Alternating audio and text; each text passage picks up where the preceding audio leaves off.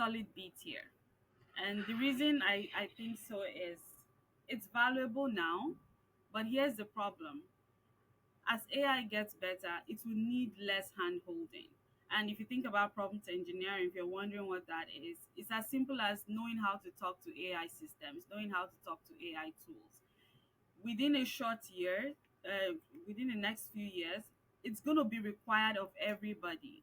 Whether you're in marketing, whether you're in sales, whether you're in tech, whether in software development, even high school students are going to need to know how to talk to AI.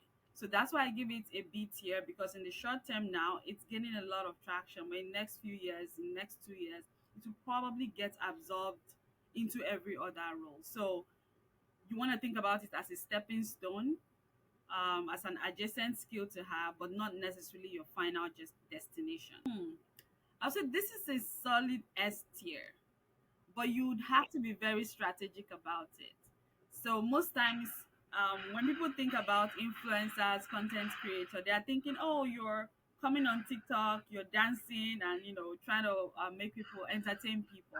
But it's not just people who entertain people that are influencers. You could also be an influencer by becoming a thought leader. So what does that mean?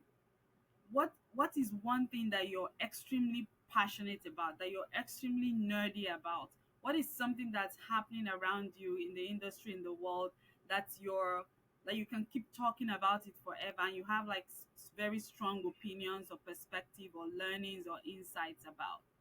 Once you've narrowed that down, and trust me, everybody has that, the next thing you want to do is you want to master the art of storytelling to different audiences. You want to learn to use words properly, words that engage, words that energize, inspire people, or draw people's emotion and make them care.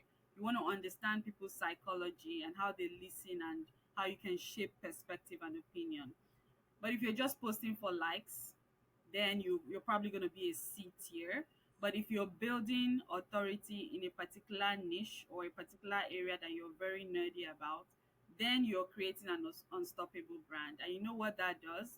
As an influencer or a thought leader that has a community over around a particular topic, you're a brand unto yourself. You're a movement unto yourself. So the job market is going to open up for you. Brands are going to open up for you.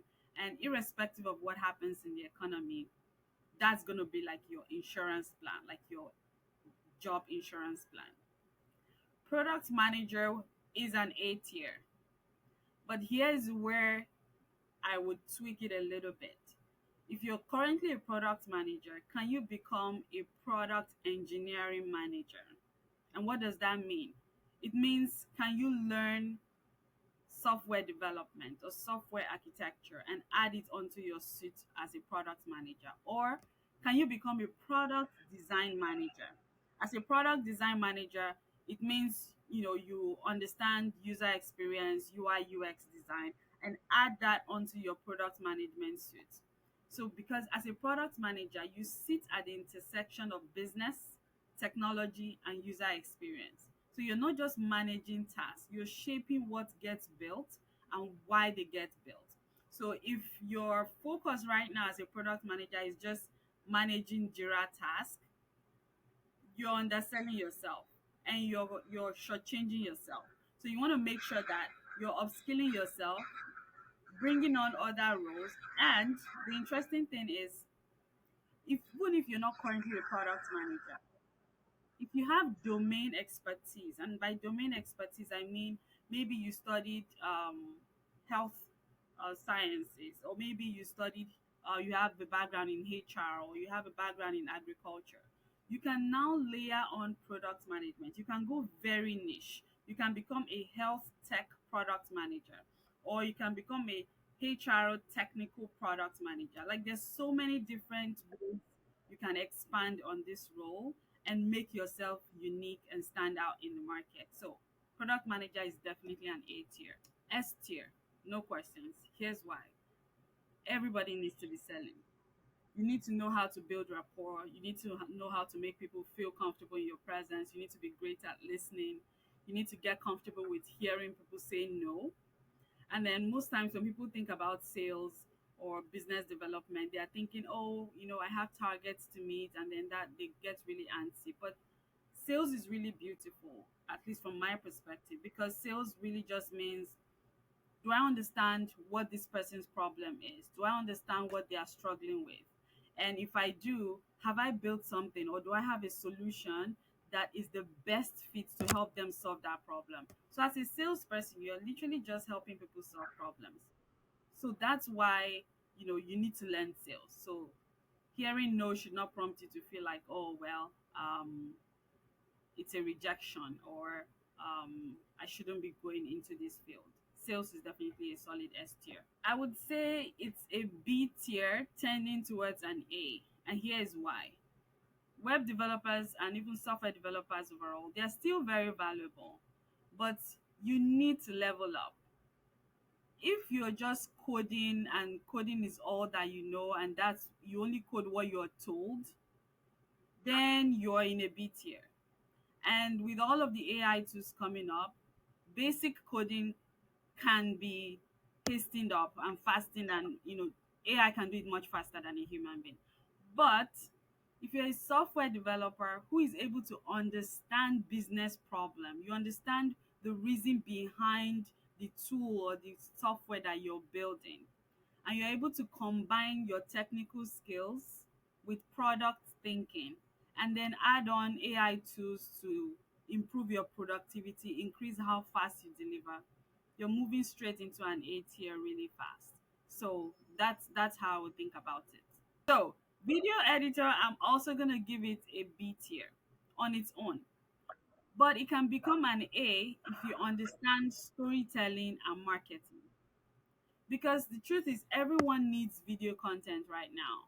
And the interesting thing is, everybody's rushing into it because all of a sudden we need to be creating more authentic content. Even CEOs at companies, leaders at companies are being encouraged to come online and talk about what they do. So if you can edit videos, which AI can support you and make you do faster, and understand how to tell a narrative, structure a narrative, how to get people's attention, how to create content that resonates, that's relatable to people, then you're gold. That's when you move from a B tier to an A tier. And even if AI comes in, you still have a niche in the market because your storytelling will be on point. Digital marketing specialist is a B tier, trending towards an A. Because in a world where right now attention is the currency, people who can actually genuinely drive growth through content and campaigns are invaluable. And here's why. I find that a lot of people would say, "Oh, I'm a social media manager."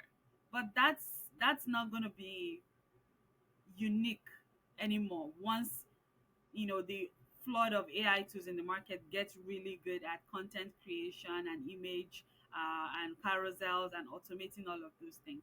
But if you learn how to create ads that sell really well, and that goes back to what I said earlier, being able to understand what people can relate to, being able to grab attention, and then converting that attention into ROI, return on investments, not just running ads, then you're trending towards the A tier. Honestly, I'm almost tempted to say this is a C tier, especially because traditional HR is administrative.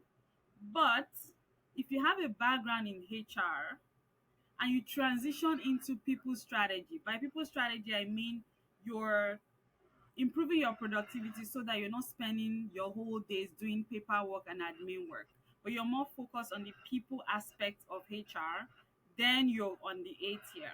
If you're more focused on talent development, organizational design, you skyrocket into an A tier because the future of HR is all about building culture.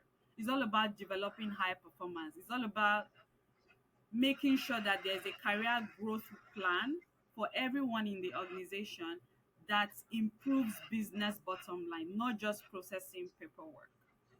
F tier. I feel like no skill is lost in particular. What I would call an F tier would be if you say something like, "Oh, I'm a social media manager," or "I'm a customer service associate." That's an F tier. Why? Customer service is gonna get replaced by AI soon. Especially when I say customer service, I don't mean in person